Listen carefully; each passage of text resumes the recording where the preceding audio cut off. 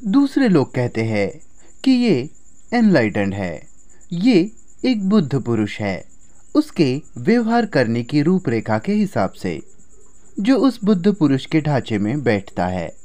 लेकिन अगर वह कोई बुद्ध पुरुष हो, एनलाइटेंड इंसान हो, तो उसके खुद के पास कोई जानने का तरीका नहीं रहता कि वो एनलाइटेंड इंसान है या नहीं। तो व्यक्तिगत रूप से इंसान के लिए एनलाइटनमेंट का कोई अर्थ नहीं होता।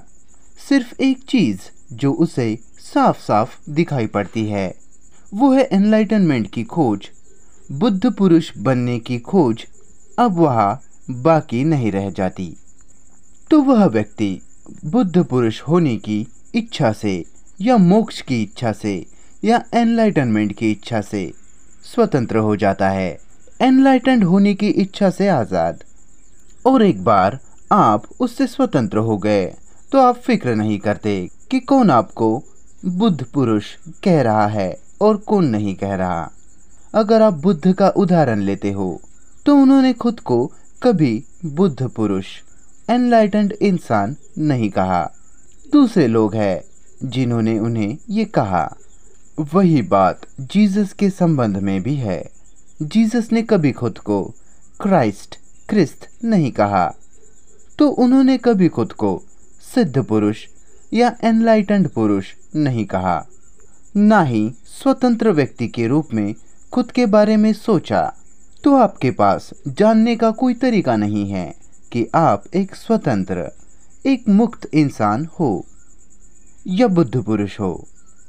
अगर आपके पास कोई ज्ञान है तो इसका अर्थ है कि आप अभी भी खोज रहे हो, पाने के पीछे भाग रहे हो, एनलाइटनमेंट की मांग रख रहे हो, सिद्धि पाने की चाह में हो। वैयक्तिक रूप से एनलाइटनमेंट का कोई मूल्य नहीं, तो खोज का ही अंत हो जाता है। तो अगर आप खोज कर रहे हैं तो आप जानते हैं कि आप क्या खोज रहे हैं। आप ऐसा कुछ नहीं खोज सकते जो आप नहीं जानते। तो आपके पास उसका ज्ञान है कि आपने मोक्ष का, एनलाइटनमेंट का सारा ज्ञान अर्जित किया है, और उस ज्ञान की मदद से आप कुछ चीज़ों को अनुभव करते हो। तो जब तक आपके पास किसी भी तरह का ज्ञान है तो आप अभी भी किसी खोज में, किसी दौड़ में फंसे हो, मांग में हो, जो किसी ऐसी चीज़ को खोज रहा है जो वो पहले से ही जानता है। केवल ये खुद को ही अभिव्यक्त करना शुरू करता है बस। अगर कोई कहता है कि वो एनलाइटेंड है तो आप पक्के हो जाओ कि वह नहीं है। वो इंसान दुनिया में घूमता है और दूसरों को इसका वादा करता फिरता है। तो आपसे कोई मोक्ष दिलाने का वादा करे या दूसरे लोगों को एनलाइटेंड करने का वादा करे तो उससे संभल जाना, क्योंकि ऐसा व्यक्ति जो स्वतंत्र है नहीं जानता कि वह स्वतंत्र है। वह जानने का कोई मार्ग नहीं। और अगर आपको लगता है कि आप स्वतंत्र हो, मुक्त हो, तो आपके पास वो ज्ञान अभी भी है कि वह मुक्त इंसान है। और अगर आपको लगता है कि आप स्वतंत्र हो, मुक्त हो, तो आपके पास वो ज्ञान अभी भी है कि वो मुक्त इंसान क्या है। सारा ज्ञान जो मोक्ष को लेकर, एनलाइटनमेंट को लेकर आपके पास मौजूद है, उसका अंत हो जाना चाहिए। उसका मूल्य क्या है कि धार्मिक कोई व्यवसाय चलाए बस, और कुछ शिष्यों को एकत्रित करना, अनुयायियों को जमा करना और बड़ा धार्मिक साम्राज्य खड़ा करना। हाँ, उसका कुछ मूल्य हो, नहीं तो इसका कोई मूल्य नहीं। ये ऐसा कुछ नहीं है जो आप किसी दूसरे को दे सको। ये ऐसा कुछ नहीं जो आप किसी के साथ शेयर कर सको। ये ऐसा कुछ नहीं है कि वो किसी दूसरे को इसे हस्तांतरित करे, क्योंकि वहाँ उसके लिए दो चीज़ें नहीं हैं। सारे मार्ग जिनका आपने अनुसरण किया वे मार्ग नहीं हैं। देखिए, जिस मार्ग का आप अनुसरण कर रहे हैं वह मार्ग किसी खास लक्ष्य को हासिल करने के दिशा में है, जिसे आपके सामने एनलाइटनमेंट मोक्ष के रूप में रखा है, और कई सारी तकनीकें आपको दी गई है अपने लक्ष्य को हासिल करने के लिए।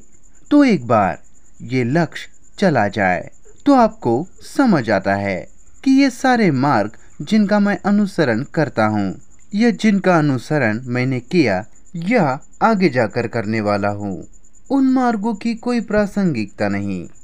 आपको सारे मार्गों को रद्द कर देना होगा जो आपको एनलाइटनमेंट तक, मोक्ष तक पहुंचाने के लिए दिए गए थे। तो एक बार ये सारा मोक्ष का, एनलाइटनमेंट का व्यापार आपके सिस्टम से बाहर निकल जाता है, तो सारे मार्ग जो दूसरों द्वारा दिए गए हैं या आपके खुद के हैं, उनका कोई अर्थ नहीं रह जाता। तो आप ना उनकी सिफारिश करते हो, ना कोई खुद का मार्ग विकसित करते हो, क्योंकि आपने दूसरों ने दिया हर मार्ग जिसका आपने अनुसरण किया है खारिज कर दिया है। और केवल वही तो है जो आप जानते हैं। मार्ग जिनका दूसरों ने अनुसरण किया वो आपका मार्ग नहीं है, तो आपके पास आपका खुद का कोई मार्ग नहीं है। मार्ग जिनका अनुसरण दूसरों ने किया लक्ष्य हासिल करने का मार्ग नहीं है। वह केवल सारे मार्गों को खारिज करने की सलाह है। आप एक ही चीज कर रहे हो, दूसरे लोग जिन मार्गों का अनुसरण करते हैं उन्हें खारिज। आपने खुद के लिए खोजा कि जिन मार्गों का आप अनुसरण कर रहे थे वे आपको कहीं नहीं ले जा रहे हैं। अगर आप फिर भी उन मार्ग पर चलते हो, ये इसलिए क्योंकि आपके पास आशा है। वह कोई मार्ग नहीं, मार्ग और लक्ष्य एक साथ ही चलते हैं। जब तक आपके पास मोक्ष का, एनलाइटनमेंट होने का लक्ष्य है, तब तक वह मार्ग है। एक बार आप इस मोक्ष के भार से स्वतंत्र हो जाते हो, इस एनलाइटनमेंट के बिजनेस से बाहर हो जाते हो, तो आप सारे मार्गों से आज़ाद हो जाते हो। फिर आपका किसी को मार्ग बताने का सवाल ही नहीं उठता। वो सारे मार्ग जिनका आपने स्वीकार किया और जिनका आपने अनुसरण किया वे वास्तव में आपके लिए है ही नहीं, तो आप किसी को भी कोई मार्ग नहीं दे सकते। एक चीज़ जो आप कर सकते हैं वो है उन्हें बताना कि वो मार्ग नहीं है। तो आगे वाला नैसर्गिक रूप से पूछेगा कि फिर कौन सा मार्ग है। तो इतना ही ज़रूरी है कि उन्हें बताओ कि वो मार्ग नहीं है, नहीं तो आप कितने ही मार्गों को आजमाते रहोगे। वह 100 तरीके हैं। तो एक बार आपके समझ आ जाता है कि ये कोई मार्ग नहीं है, तो आप बाकी के मार्ग भी छोड़ देते हो, आप बस रुक जाते हो। अगर आप उसका मार्ग के रूप में इस्तेमाल करते हो, आप देखते हो कि ये आपके लक्ष्य के लिए सकारात्मक दृष्टिकोण है, जबकि सारे सकारात्मक दृष्टिकोण जिनके पीछे आप भागे हो, जिन्हें आपने फॉलो किया है, अनुसरण किया है, उन्होंने आपको इच्छुक परिणाम नहीं दिए। आप बड़े चालाकी से नकारात्मक दृष्टिकोण अपना रहे हो, नकारात्मक मार्ग, लेकिन लक्ष्य अभी भी सकारात्मक लक्ष्य ही है। हालांकि आप इसे नकारात्मक दृष्टिकोण कह रहे हो, पर ये सकारात्मक ही है क्योंकि लक्ष्य सकारात्मक है। तो एक बार आप लक्ष्य से आज़ाद हो जाते हो, तो सवाल कि कोई खास दृष्टिकोण सकारात्मक है या नकारात्मक, ये सवाल ही खड़ा नहीं होता, जिसे आप नकारात्मक दृष्टिकोण कहते हैं, क्योंकि जो लक्ष्य आपके सामने है वह सकारात्मक है कि आपको एनलाइटेंड होना है, योगी होना है, मोक्ष चाहिए, परिवर्तन चाहिए, आप चाहते हो। तो जब तक वह चाहत है, इच्छा है, तब तक वह मार्ग है। भले ही आप उसे नकारात्मक दृष्टिकोण कहिए, पर वह सकारात्मक है। भारत में उन्होंने नेति नेति का सिद्धांत रखा कि ये भी नहीं, ये भी नहीं।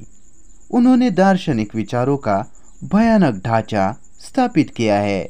लेकिन जब आप देखते हो कि कैसा ये अभी भी सकारात्मक दृष्टिकोण है, क्योंकि जो लक्ष्य आपके पास है वो बड़ा सकारात्मक लक्ष्य है जो आपको चाहिए। जब तक वह चाह है तब तक मार्ग की तलाश भी वहाँ है।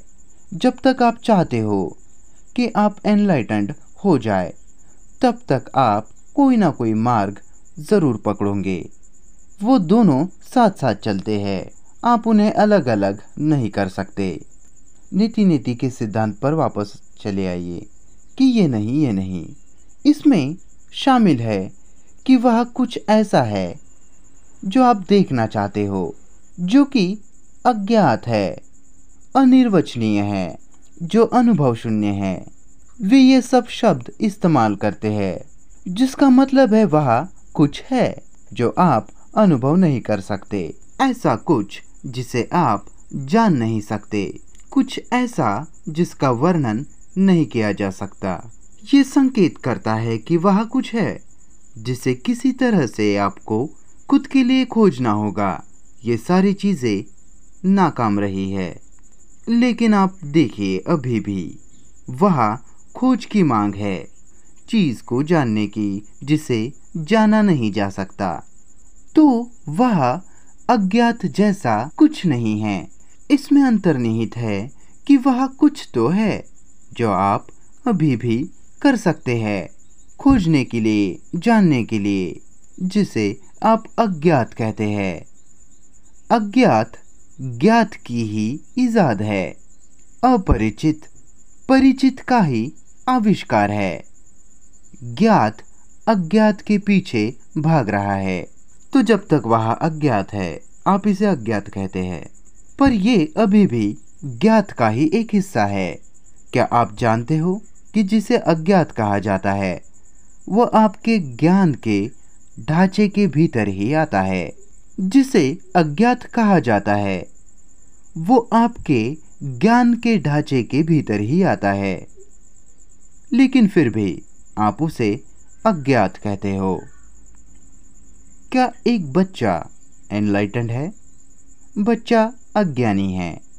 बस बच्चा चाहे मासूम हो लेकिन अज्ञानी है, तो वो अज्ञात के बारे में, वास्तविकता के बारे में चिंतित नहीं है। उसे एनलाइटनमेंट में, मोक्ष में कोई रुचि नहीं, न भगवान में, किसी में भी नहीं। तो आप बच्चों पर इन चीज़ों को थोप देते हो और उस ढांचे में फिट करते हो। वे भी इनमें से कुछ चीज़ों का स्वीकार कर लेते हैं। उनका भी समाज द्वारा स्वीकार किया जाना चाहिए। उन्हें इस संस्कृति का हिस्सा होना है। ये केवल एक तरफा नहीं हो रहा है। केवल आप ही नहीं है जो मांग कर रहे हैं, उसे संस्कृति का हिस्सा बनने के लिए ढकेल रहे हैं, पर बच्चे भी चाहते हैं कि संस्कृति द्वारा उनका स्वीकार किया जाए। तो आप ही केवल एक तरफ से उन्हें संस्कृति में ढकेल नहीं रहे हो कि वो इस सांस्कृतिक ढांचे के वास्तविकता और वैधता को स्वीकार करे, स्वीकृति और उत्तरजीविका के कारण से, बल्कि वो भी इस संस्कृति के ढांचे का हिस्सा बनने में रुचि रखता है। तो ये एक तरफा नहीं है, दो तरफा है। तो आप ये नहीं कह सकते कि बच्चा आपके द्वारा या परिस्थितियों द्वारा मजबूर किया जा रहा है या उसे इस ढांचे में फिट होने के लिए ज़बरदस्ती किया जा रहा है। मेरा सवाल है कि क्यों इतनी रुचि एनलाइटनमेंट में? पश्चिम में ये मुझे चौंका जाता है। एकदम से एनलाइटनमेंट में इतनी रुचि क्यों? एनलाइटनमेंट की मांग रुकनी चाहिए। मुक्ति की मांग, मोक्ष की मांग रुक जानी चाहिए।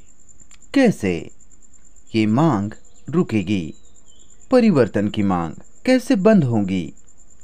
जो आप हो उससे कुछ अलग बनने की चाह, ये बनना, आप कोई कुछ बनना चाहते हो।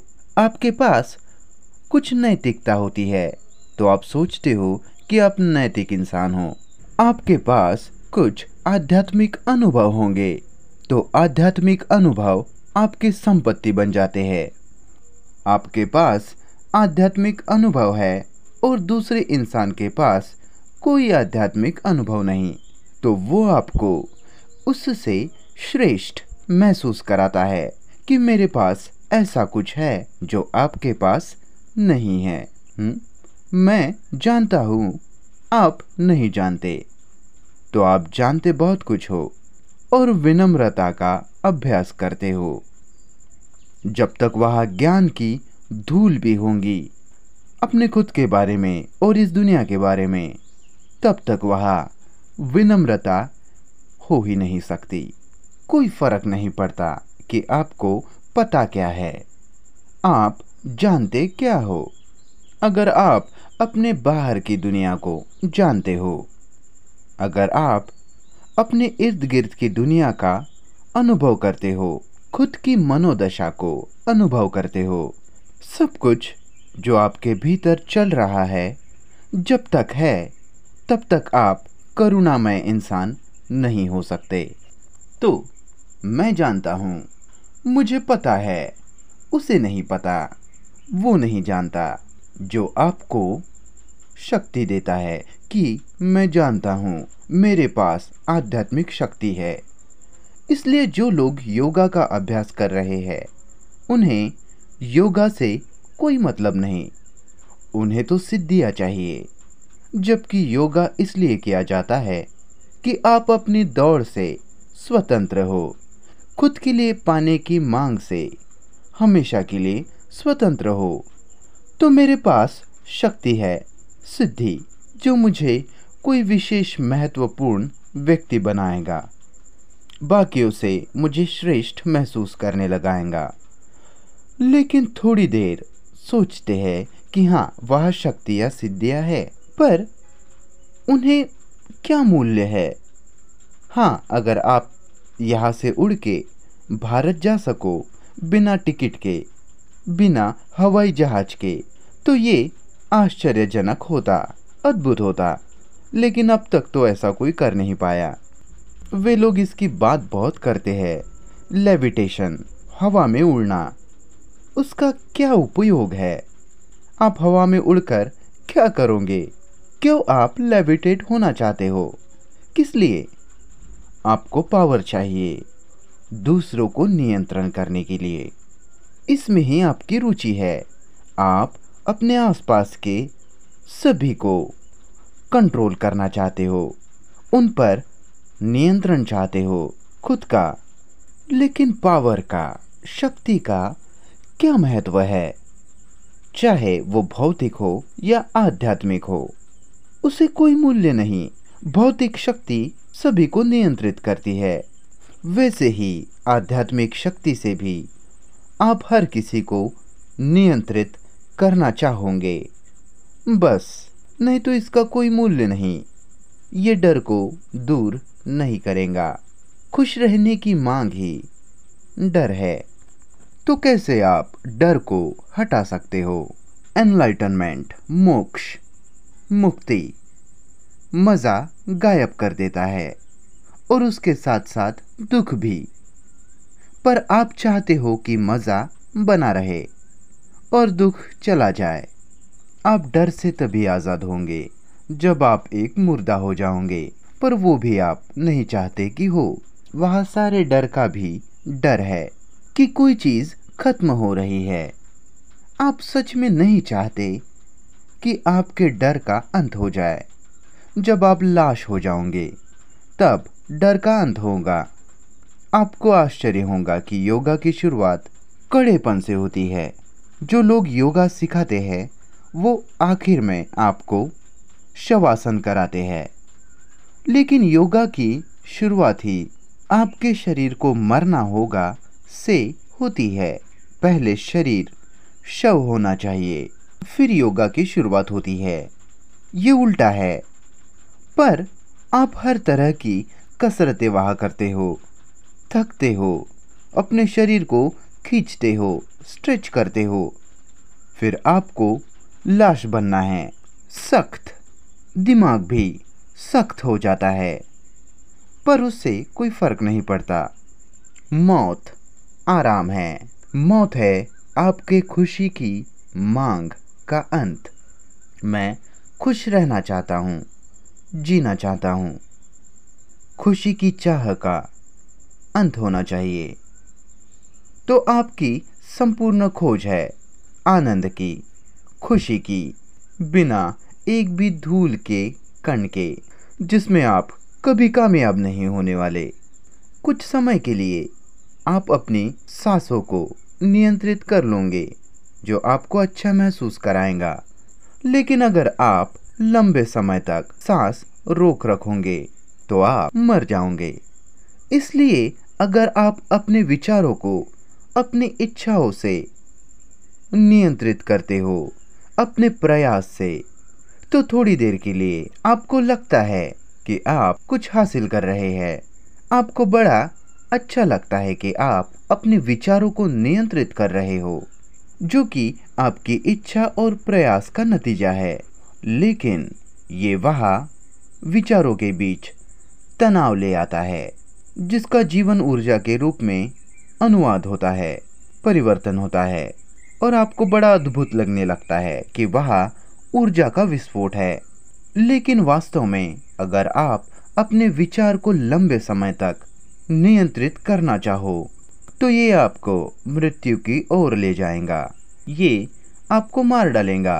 तो एक्सरसाइज, व्यायाम, अभ्यास और अपने विचारों को नियंत्रित करने की मांग व्यर्थ है, निरर्थक है, क्योंकि आप विचार का इस्तेमाल विचार को नियंत्रित करने के लिए कर रहे हो।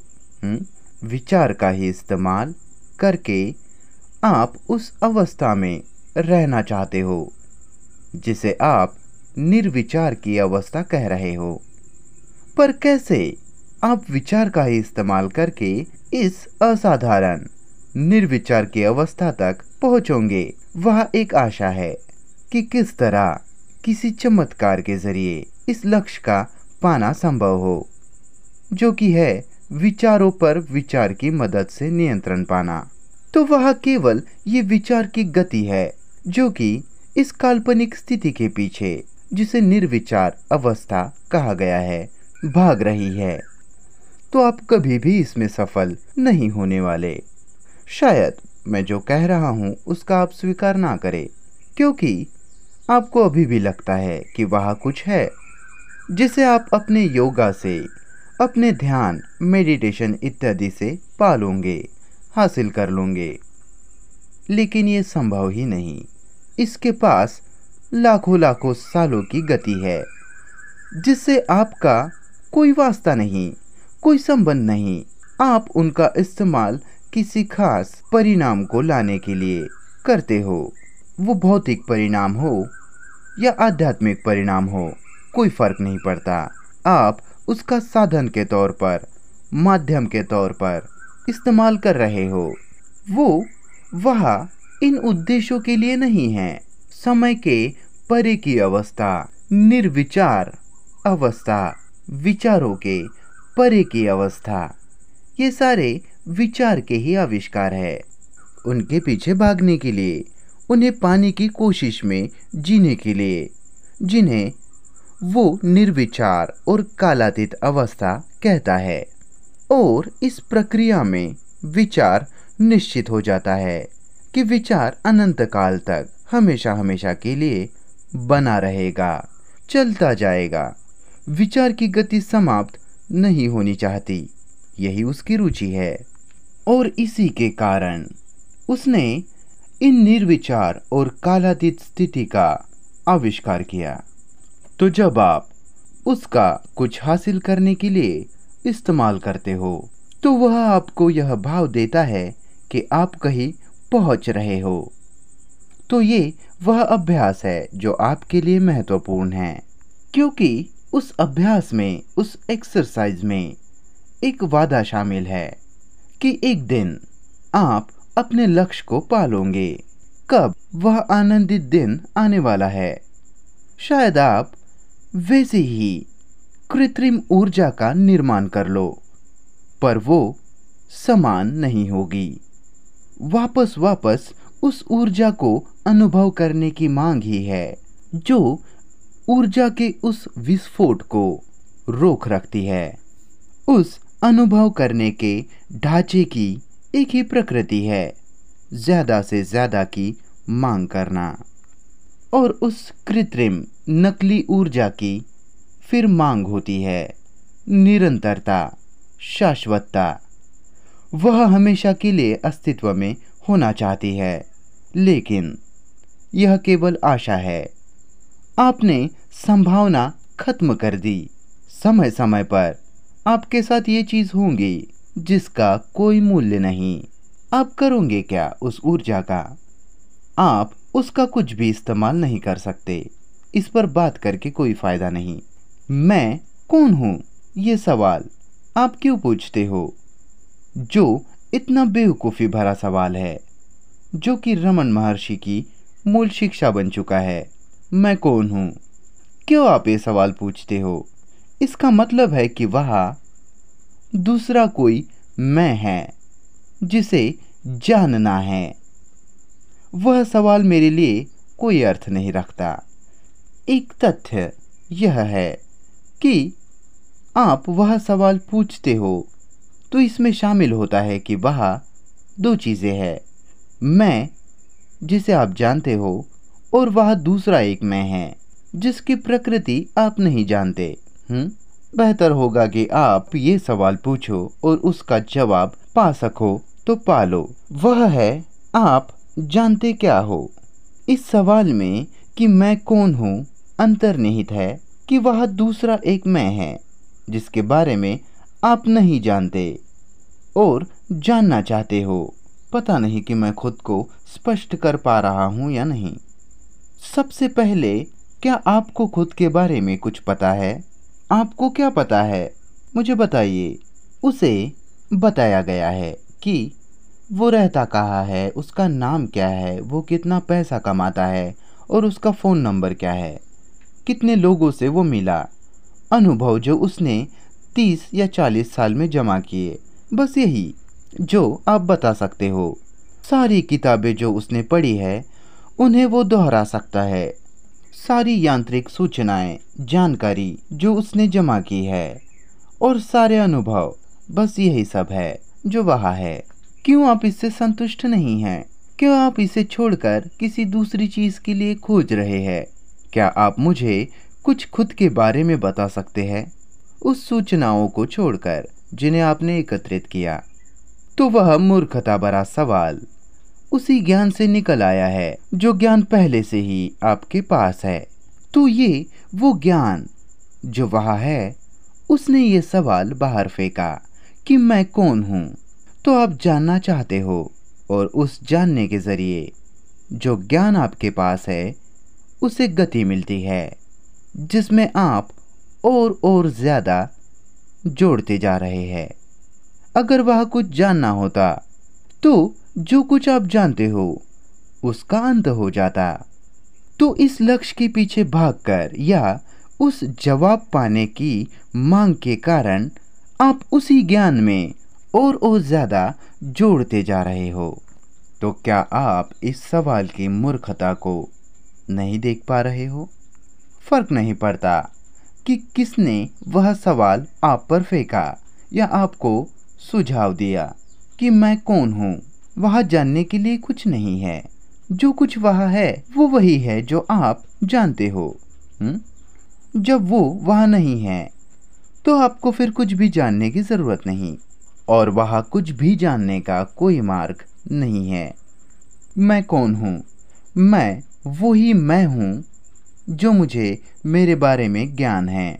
तो सवाल का अंत हो जाना चाहिए। सवाल अपने आप में ही उस ज्ञान से निकल आया है, उस जवाब से, उत्तर से। अन्यथा वहाँ किसी भी तरह के कोई सवाल के लिए जगह नहीं है। सारे सवाल उसी ज्ञान से निकल आते हैं जो ज्ञान पहले से ही आपके पास है। तो ये सवाल करना मूर्खता भरा है जिसका जवाब आपके पास पहले से ही है। तो वह बिना जवाब के कोई सवाल हो ही नहीं सकता।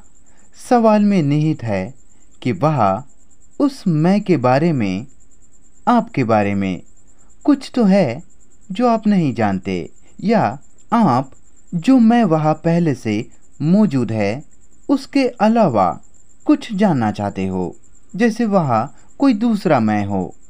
नहीं तो वहाँ कोई सवाल नहीं है। वहाँ कोई सवाल हो ही नहीं सकता बिना ज्ञान के। सारे सवाल आपके पास जो जवाब पहले से मौजूद है उन्हीं में से निकलते हैं। इसलिए उस सवाल को जो आपके द्वारा या किसी के भी द्वारा पूछा गया है उसे जवाब नहीं चाहिए। किसी भी सवाल का जवाब सवाल का अंत होता है। सवाल का अंत मतलब उस जवाब का अंत जो जवाब पहले से आपके पास है।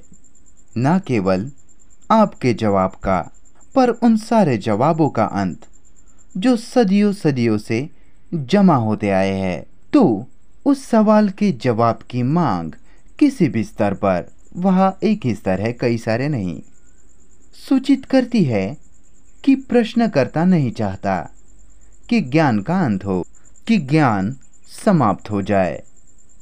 और वो अभी घटित होना चाहिए, ना कि अंत की घड़ी में, क्योंकि वहाँ समय नहीं है। आप देखिए, जो यंत्र आप इस्तेमाल कर रहे हैं, जो कि इस ज्ञान की प्रक्रिया है, कार्यविधि है, वो समाप्त नहीं होना चाहती, अंत पर नहीं आना चाहती। इसलिए वह सवाल रख रही है, यह बखूबी जानते हुए कि सवाल जवाब मिलने तक लगातार बना ही रहेगा। तो ये ज्ञान जो कि यंत्र है जिसका आप इस्तेमाल कर रहे हैं, किसी चीज़ के होने की संभावना को नहीं जान सकता या नहीं पचा सकता, सिवाय उस चीज़ के जो समय के भीतर आती है, क्योंकि उसकी निर्मित ही समय में हुई है और वह कार्य भी समय में ही करता है। हालांकि वह समय के परे की, कालातीत की अवस्था की परियोजना करता है, प्रोजेक्ट करता है। उसको इस तथ्य का स्वीकार करने में कोई रुचि नहीं कि समय के क्षेत्र को छोड़कर कहीं कुछ नहीं हो सकता। सवाल सूचित करता है कि वहाँ जवाब की मांग है, और वो जवाब, वो उत्तर केवल समय के भीतर ही आ सकता है। और उस समय के दौरान, उस कालावधि में इसके पास जीवित होने का मौका है। जो कुछ भी समय के क्षेत्र में निर्मित हुआ है वह समय है, सवाल ही समय है, मैं खुद ही समय है।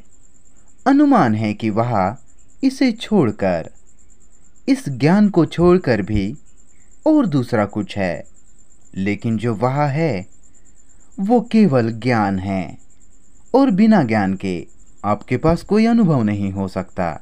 हर समय जब आप इस ज्ञान की मदद के द्वारा अनुभव करते हो तो ज्ञान और भी दृढ़ और मजबूत हो जाता है। ये दुष्चक्र है जो चलता जाता है, चलता जाता है। ज्ञान आपको अनुभव देता है और अनुभव ज्ञान को दृढ़ बनाता है।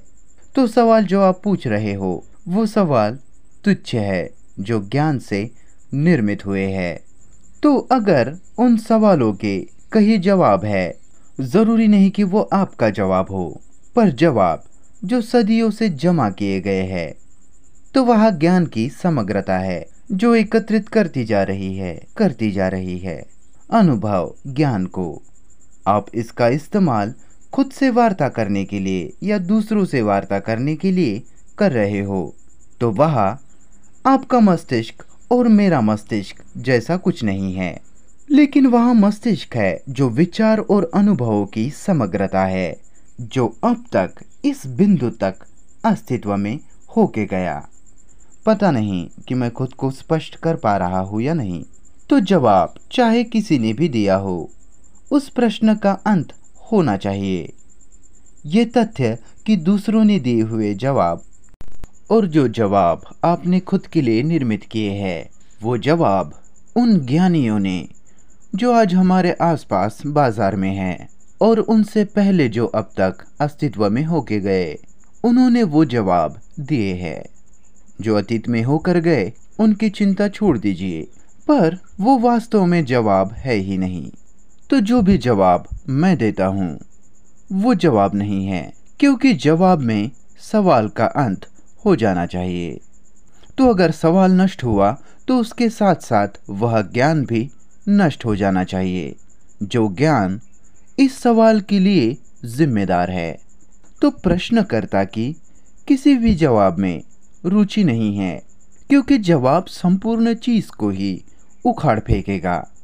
उतना ही नहीं जितना आप जानते हो इन 30-40 सालों में, बल्कि उस बिंदु तक जहां सब कुछ एकत्रित किया गया है, जमा करके रखा है।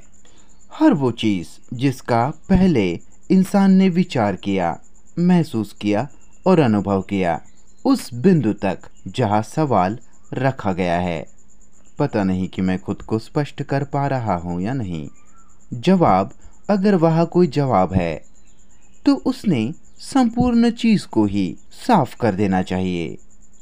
ज्ञान से मेरा मतलब है ये जानकारी जो आपके पास है, जो आप जानते हो। आप जानते हो कि वहाँ बाहर और यहाँ भीतर क्या हो रहा है, पर मूल रूप से वहाँ बाहरी और भीतरी, बाहर और भीतर अंदर, ऐसा कुछ होता ही नहीं है। इस पर ही मैं जोर दे रहा हूँ। जो भीतर को बाहर से अलग करता है वह विचार है। जिस क्षण विचार उत्पन्न होता है वह जगह स्थान निर्मित करता है। वह बाहर और आपके भीतर भावनाएं जो आप में होती है, आप खुश हो, आप दुखी हो, आपको बोर हो रहा है, ऊब रहे हो, उदास हो, ये आपके भीतर के विषय है।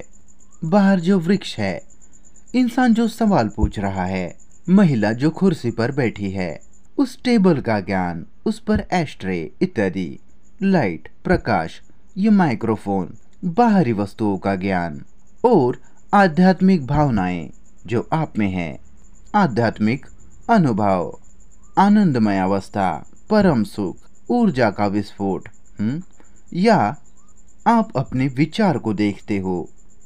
पता नहीं कि मैं खुद को स्पष्ट कर पा रहा हूँ या नहीं। तो ये विचार है जो रचना निर्मित करता है, जो स्थान निर्मित करता है और फिर वो समय निर्मित करता है। दूसरे शब्दों में कहा जाए तो विचार स्थान है, विचार समय है। जब विचार वहाँ नहीं तो वहाँ समय और स्थान भी नहीं। ये तत्व मीमांसा जैसा सुनाई पड़ता है, पर ये ऐसा ही है। तो वह संदर्भ बिंदु है। जिस क्षण विचार निर्मित हुआ, आप निर्मित हुए, जिसे आप मैं कहते हैं। आप इन सारे अनुभवों की समग्रता हो जो पीढ़ी दर पीढ़ी से हमें सौंपी गई है। बस इतना ही। जो कुछ भी आप उस बिंदु से अनुभव करते हो वह भ्रम है, माया है, क्योंकि वो ज्ञान आपकी किसी भी चीज की वास्तविकता को अनुभव करने में मदद नहीं कर सकता। न केवल बाहरी चीज को, पर उन चीजों की वास्तविकता जो भीतर हो रही है। तो आपके पास कुछ भी सीधे अनुभव करने का मार्ग नहीं है सिवाय इस ज्ञान की मदद के द्वारा। अगर ज्ञान वहाँ ना हो, दुर्भाग्य से ये हर समय वहाँ है, चाहे आपको पसंद हो या ना हो, चाहे आप सोते हो या जागे हो या सपना देख रहे हो, ज्ञान हमेशा ही वहाँ है। तो जब तक ज्ञान वहाँ है तब तक जो कुछ भी आप अनुभव करते हो वो बस भ्रम है। ऐसा नहीं कि बाहर की जो दुनिया है वह भ्रम है, या भावनाएं जो आपके पास है, गुस्से की भावना, ईर्ष्या, लालच, नफरत, वो सारी चीजें जो खुशी या दुख है, भ्रम है। तो वह आपके विचार और मेरे विचार जैसा कुछ नहीं है। वे सारे ज्ञान की समग्रता से आते हैं। वह केवल, अगर मैं उस शब्द का इस्तेमाल करूँ तो, दुनिया का मस्तिष्क है, दुनिया का दिमाग, ना कि मेरा मस्तिष्क और आपका मस्तिष्क। उसी तरह जिस तरह से हम सांसें ले रहे हैं, तो आपके व्यक्ति होने के सारे प्रयास व्यर्थ है जब तक आप उस यंत्र का इसमें इस्तेमाल कर रहे हो। वो केवल इतना ही कर सकता है कि वो अलग एक चीज़ बनाएगा, आसपास सीमा बना लेगा आपको महसूस करने के लिए कि आप एक व्यक्ति हो, पर आप एक व्यक्ति नहीं हो। वापस सवाल पर आते हुए, वहाँ कोई भी सवाल हो ही नहीं सकता। आपकी रुचि केवल पुष्टि करने में है, समर्थन पाने में है। अगर आपको लगता है कि मेरे दिए हुए जवाब आपकी रूपरेखा में, आपके ढांचे में फिट हो जाते हैं, तो आप इनका स्वीकार करते हो, और अगर उस ढांचे में फिट नहीं होते तो आप उन्हें त्याग देते हो, उनका अस्वीकार करते हो। और इतना ही आप कर सकते हैं, एक तो स्वीकार या अस्वीकार। अगर आप स्वीकार करते हो तो वो एक विश्वास की क्रिया होगी, पर आप नहीं समझ पाते कि वह जवाब नहीं है। तो सवाल जाना चाहिए, खत्म हो जाना चाहिए। सवाल वहाँ तक होता है जब तक वहाँ जवाब होता है। और वो सारे सवाल जो आप खुद से और दूसरे से पूछते हो, उन जवाबों से निर्मित हुए हैं, जो जवाब पहले से वहाँ मौजूद है। ये काल्पनिक स्थिति है जिसकी आप बात कर रहे हैं। उन सब को हटा कर देखिए क्या होता है। तो जो कुछ आप उन्हें हटाने के लिए करोगे, वो वही प्रक्रिया होगी जिस प्रक्रिया का इस्तेमाल आप खुद को स्वतंत्र करने के लिए करते आए हो। आप विचार के ही जरिए विचार पर नियंत्रण लाने की कोशिश करते हो, जो कि अर्थहीन बात है। बस कहिए कि ये आपका विचार है, पर आपको ये भी नहीं पता कि वह विचार है भी या नहीं। वह जो है वो केवल इतना है कि आप कह रहे हो मेरा विचार। वही विचार है, मेरा विचार वही एक विचार है। वह उसे छोड़ दूसरा कोई स्वतंत्र विचार नहीं, क्योंकि आपने कभी विचार के तरफ देखा ही नहीं। आप विचार को देख ही नहीं सकते। एक ही तरीका विचार को देखने का आपके पास है, विचार से खुद को अलग करके विचार को देखना। वहाँ दो चीज़ें नहीं हैं, विचार और मेरा विचार। आप कहते हो मेरा विचार, आपने कभी अपने विचार को देखा ही नहीं। आप अभी इसे करके देख सकते हैं। मैं आपसे साधारण सवाल पूछता हूँ कि विचार क्या है? विचार जो आपके दिमाग में आता है आपका नहीं है, जो कि व्याख्या है उसकी, जो आपने सीखा है, अनुभव किया है, जो आपने जाना है, बस यही है जो वहाँ है। वह दो चीज़ें नहीं हैं, एक ही है। और वह एक विचार आपसे अलग नहीं है। वहाँ ऐसा कोई नहीं जो विचार के बारे में सोच रहा हो, जो विचार कर रहा हो। आप विचार से खुद को अलग करके उसे देखकर नहीं कह सकते कि ये मेरा विचार है और वो मेरा विचार नहीं है। वो ऑटोमेटिक प्रक्रिया है जो वहाँ चल रही है अपने आप। सिर्फ ये कहना, सिर्फ ये विवरण कि यह मेरा विचार नहीं है, बस केवल यही वहाँ है। वहाँ दूसरा कोई विचार नहीं। यहाँ तक कि ये विवरण कि यह मेरा विचार है कुछ ऐसा है जो आपसे अलग नहीं किया जा सकता। अलग से देखने के लिए ये आपको एक भ्रम में डालता है कि आप विचार को देख रहे हो, पर वास्तव में आप ये नहीं कर सकते। ये कुछ ऐसा है जैसे समानांतर आईने के बीच कुछ गति कर रहा हो। आखिरकार विचार ध्वनि है। मेरा विचार एक ध्वनि है, कंपन है।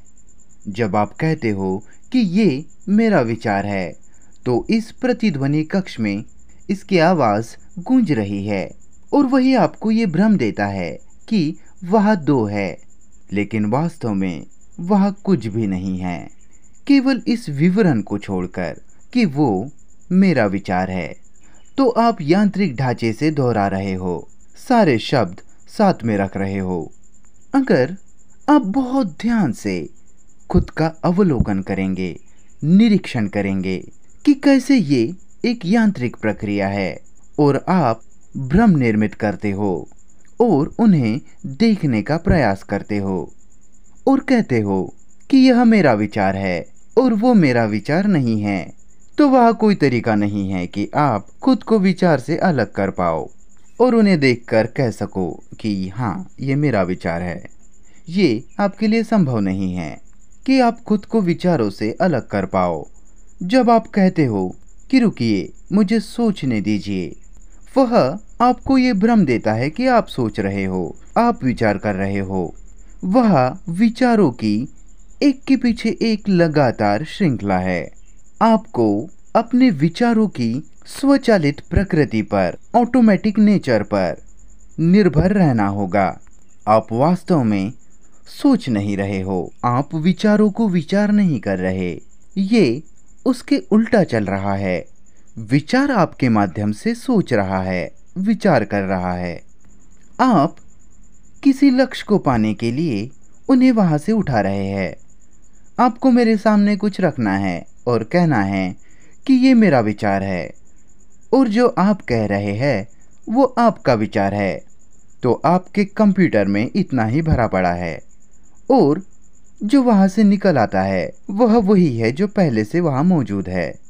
तो ये एक ऑटोमेटिक कंप्यूटर है। अगर वह कुछ है ही नहीं तो फिर आप भी कुछ नहीं कह सकते। जो कुछ भी आप किसी के भी बारे में कहते हो वो वही है जो आप पहले से जानते हो। देखिए, यह कोई नहीं है जो बात कर रहा है, ये ऑटोमेटिक चलता जा रहा है अपने आप। आप सवाल पूछ रहे हो, जवाब निकल आ रहा है, लेकिन ऐसा दिखाई पड़ता है कि जवाब मैं दे रहा हूँ। अगर आप जवाब देते हो तो मैं दिखाता हूँ कि जवाब पहले से ही वहाँ मौजूद है। ये सवाल मत पूछिए, क्योंकि वह जवाब नहीं है।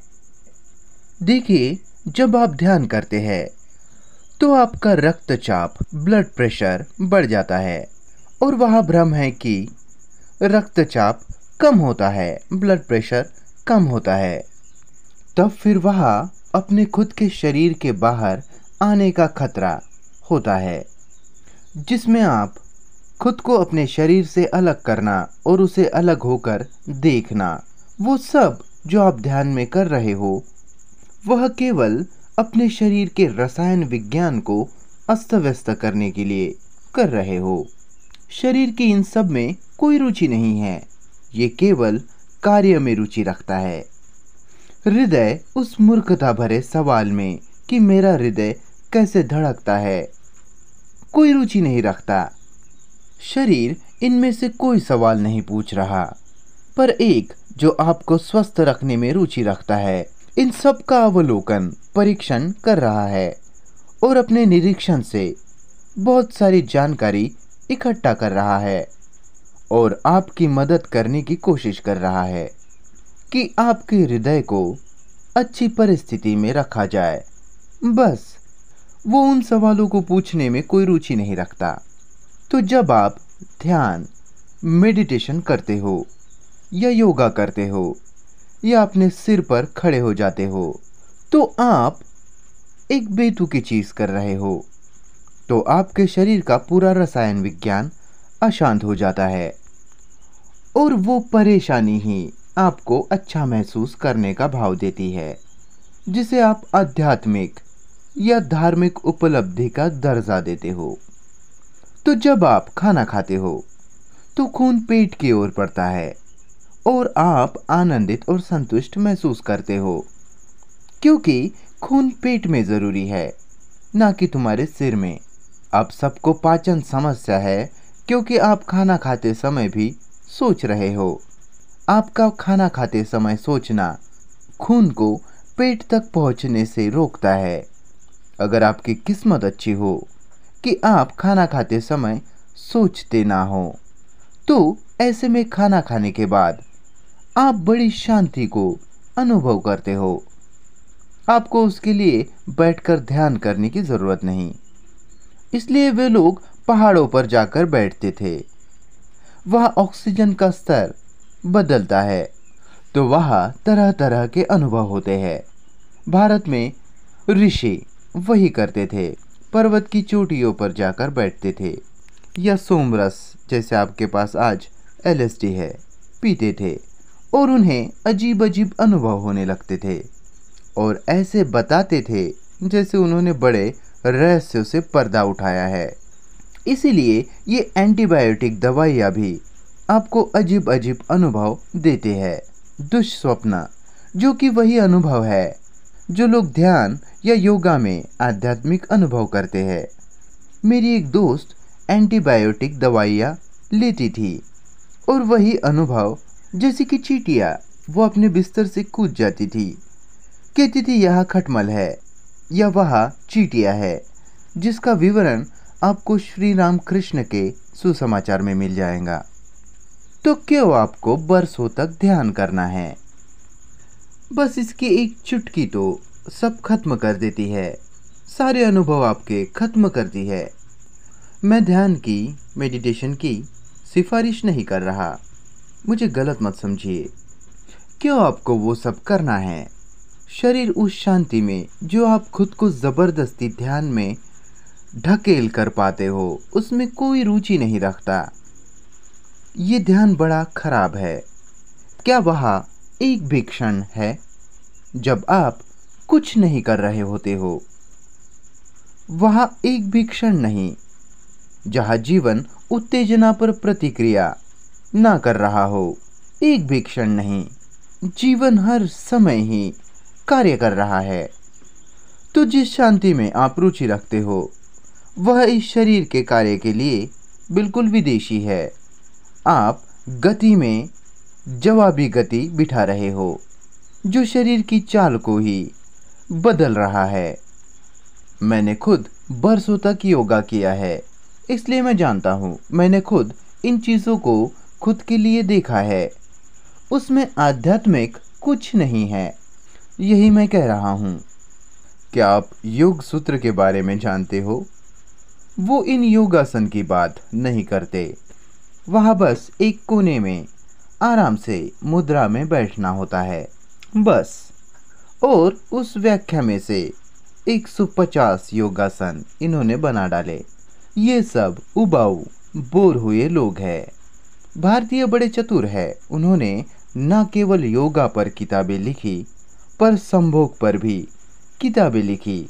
कामसूत्र, चुंबन के 1000 तरीके, अलग अलग तरह के संभोग के आसन। जब संभोग उबाऊ बन जाता है, भयानक उबाऊ, बोर, क्योंकि संभोग बड़ा दोहराव बन जाता है, फिर आपके पास ये चीज़ होती है। अभी अमेरिका में बहुत सी किताबें प्रकाशित हुई, 1000, 10,000 संभोग के आसन। इसी तरह आपको 150 आसन बनाने हैं, 160, पता नहीं उनके पास कितने आसन हैं। तो चलना, दौड़ना शरीर के लिए इतनी गति काफ़ी है। हाँ, ये सच है कि हम बड़े गति रहित जीवन जी रहे हैं। वहाँ कोई गति नहीं है। हम कुत्तों जैसा नहीं भाग रहे। यहाँ तो कुत्तों को अच्छे से खाना खिलाया जाता है, पर दूसरे देशों में उन्हें खाने के लिए इधर उधर भटकना पड़ता है, भागना पड़ता है। उतना व्यायाम उनके लिए काफ़ी है। तो हो सकता है हमारे लिए किसी तरह का कोई व्यायाम ज़रूरी हो। 1800 कदम आप इस घर में भी चल सकते हो, वो शरीर के लिए काफ़ी है, पर ये ज़्यादा हो जाएगा। ऊपर के मंजिल से नीचे उतर आना, बस इतना शरीर के लिए काफ़ी है। आपको तथ्य स्वीकार नहीं करना है, पर जानना है कि आप कौन हो। यही समस्या है। आपके पास इसे जानने का कोई तरीका नहीं है। वह क्या है जानने की चाहत असंभव है। वो हमेशा जो आपको होना है उससे संबंधित है। देखिए, यहाँ जो आप होना चाहते हो, बनना चाहते हो, आपको जो होना ही चाहिए, उसके बिल्कुल विरुद्ध है। आप खुश होना चाहते हो, इसलिए आप दुख में हो। खुश होना चाहना दुख को निर्मित करता है। हर समय आनंदित होना चाहना यह दर्द को निर्मित करता है। तो चाहना और सोचना ये हमेशा ही साथ साथ चलते हैं, वो अलग अलग नहीं हैं। जो कुछ भी आपको चाहिए वो दर्द, पीड़ा को निर्मित करता है, क्योंकि आप फिर सोचना शुरू करते हो। अगर आपको इस दुनिया में कुछ भी नहीं चाहिए तो वह विचार है ही नहीं, सोचना है ही नहीं। इसका ये मतलब नहीं कि विचार वह नहीं है। चाहे आप आध्यात्मिक लक्ष्य को पाना चाहो या भौतिक लक्ष्य को, कोई फर्क नहीं पड़ता। जब तक आप चाह रहे हो, आप सोच रहे हो, जो कि पीड़ा है। मैं चाहने के खिलाफ कुछ नहीं कह रहा। इच्छा की, चाहत की पूर्ति या अपूर्ति सोचने के द्वारा ही होती है।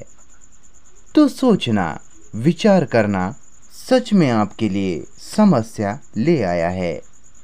मैं कह रहा हूं कि सारी समस्याएं जो हमारे पास है उन्हें मनोवैज्ञानिक और नैतिक स्तर पर सुलझाया नहीं जा सकता। शतकों से इंसान ने इसका प्रयास किया है, पर वो इसमें नाकाम रहा।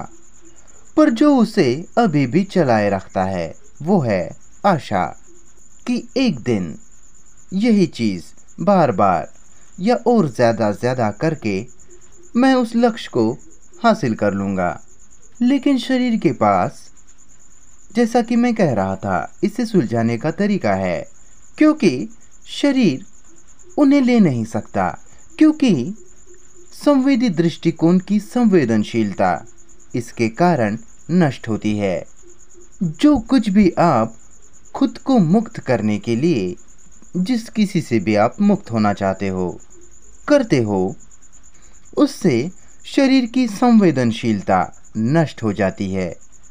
तंत्रिका तंत्र की संवेदनशीलता नष्ट हो जाती है। तंत्रिका तंत्र को तो बहुत सतर्क होना चाहिए इस शरीर को जिंदा रखने के लिए। वह बहुत संवेदनशील होना चाहिए। उसे संवेदनशील होने देने की बजाय आपने ये भावनाओं की संवेदनशीलता, मन की संवेदनशीलता, हर चीज़ जो आपके इर्द गिर्द है उनको लेकर संवेदनशील, हर व्यक्ति की भावनाओं को लेकर संवेदनशील, ये सब निर्मित किया है। और इसने ही न्यूरोलॉजिकल समस्या को जन्म दिया है, तंत्रिका संबंधी समस्या को। तो सारी समस्याएं तंत्रिका संबंधित है, ना कि मनोवैज्ञानिक या नैतिक। वह समाज की समस्या है। समाज बने रहने में रुचि रखता है, उसको बदलना नहीं है। वो अपनी निरंतरता इस एक मांग के कारण बनाई रख सकता है कि हर व्यक्ति इस सामाजिक ढांचे में फिट हो जाए, जबकि हर व्यक्ति अपने आप में अलग है। शारीरिक तौर पर बात करें तो हर व्यक्ति अलग है। प्रकृति, निसर्ग हर वक्त अलग कुछ बनाते जा रहा है। वह परफेक्ट व्यक्ति, उत्तम मानव बनाने में कोई रुचि नहीं रखता। धार्मिक मनुष्य बनाने में उसकी कोई रुचि नहीं। और हमने मनुष्य के सामने परफेक्ट इंसान का, उत्तम मानव का लक्ष्य रख दिया है, सच्चे धार्मिक इंसान का लक्ष्य। तो जो कुछ भी आप उस लक्ष्य तक पहुंचने के लिए करते हो, उस परफेक्शन को पाने के लिए, वो इस शरीर की संवेदनशीलता को नष्ट करता है। वो यहाँ हिंसा निर्मित करता है। तो सब गलत ढंग से रखा गया है। जिस दिन इंसान ने इस आत्मचेतना को, चेतना को, जो भी आप उसे कहना चाहो, चेतना की जागरूकता को अनुभव किया, उसी दिन उसने मानव जाति के तबाही के बीज बो दिए। सारे धर्म उसी विभाजनकारी चेतना से निकल आए हैं। तो सारी शिक्षा जो उन गुरुओं ने दी अनिवार्य रूप से मानव जाति को खत्म कर देंगी। उन शिक्षाओं को पूर्व रूप में लाना और फिर से शुरू करना निरर्थक है, क्योंकि वो मर चुकी है।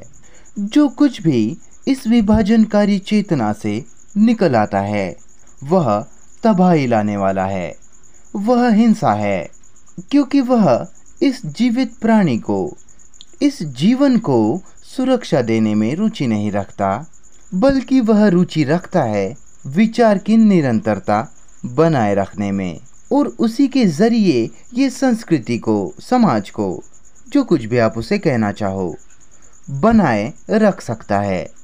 तो समस्याएं तंत्रिका संबंधी है। अगर आप शरीर को मौका दो तो वो इन सारी समस्याओं को संभाल लेगा, लेकिन अगर आप इन्हें नैतिक स्तर पर या मनोवैज्ञानिक स्तर पर सुलझाने का प्रयास करते हो तो आप इसमें कभी भी कामयाब नहीं हो सकते। गुस्सा यही है आपके पेट में, आप इसे महसूस कर सकते हो। तो ये संभाल रहा है। अपनी पत्नी को मारना या पति को पीटना आपकी समस्या नहीं सुलझाएगा, उसने पहले ही इसे सोख लिया है। और हम इन चिकित्सकों को और अमीर बना रहे हैं, जो उससे पैसा बना रहे हैं। शरीर को गुस्सा नहीं चाहिए, गुस्सा उसकी संवेदनशीलता को खत्म करता है। तो कोई भी ऊर्जा जो आप इस विचार करने से, सोचने से निर्मित करते हो, वह शरीर के लिए घातक है। वह ऊर्जा इस जीवन से अलग नहीं की जा सकती। ये एक लगातार ऊर्जा है, गति है। तो सारी ऊर्जा जो आप अनुभव करते हो वह संवेदनशीलता को तबाह करती है। यह सामंजस्यता को विक्षुब्ध करता है, जो कि बहुत बहुत शांति देने वाली चीज है। लेकिन वह की शांति खतरनाक है, वह अति शांति है। वो शांति वैसी मरी हुई शांति नहीं है जिसको आप अनुभव करते हो। ये शांति ऐसी है जैसे कि ज्वालामुखी भीतर फट रहा हो। वो है शांति। जो खून आपके नसों में बह रहा है, अपने खून के बहाव की आवाज सुनकर आप चौंक जाओगे। ये शांति महासागर की गर्जना जैसी है। अगर आप खुद को ध्वनिरोधी कक्ष में, साउंड प्रूफ रूम में बंद करते हो तो आप ज्यादा समय जीवित नहीं रह पाओगे। 5 मिनट में आप पागल हो जाओगे, क्योंकि आवाजें इतनी है। हृदय का धड़कना ऐसी आवाज है जिसे आप बर्दाश्त नहीं कर पाओगे। तो आप खुद को इन सब ध्वनियों से घिरे रखते हो और फिर बड़ा मजाकिया अनुभव की निर्मित करते हो, जिसे हम साइलेंट माइंड, शांत मस्तिष्क कहते हैं, जो कि हास्यास्पद है, भद्दा है। शांति जो वह है वह महासागर की गर्जना जैसी है और उसी में उसकी रुचि है, ना कि आपके इस कृत्रिम शांति में या शांत मस्तिष्क के अनुभव में या सभ्यता के अभ्यास में या सदाचार भलाई में। जब तक आप सभ्य होने में रहोगे तब तक आप ज्ञानी इंसान रहोगे। वो साथ साथ ही चलते हैं और हिंसक भी होंगे।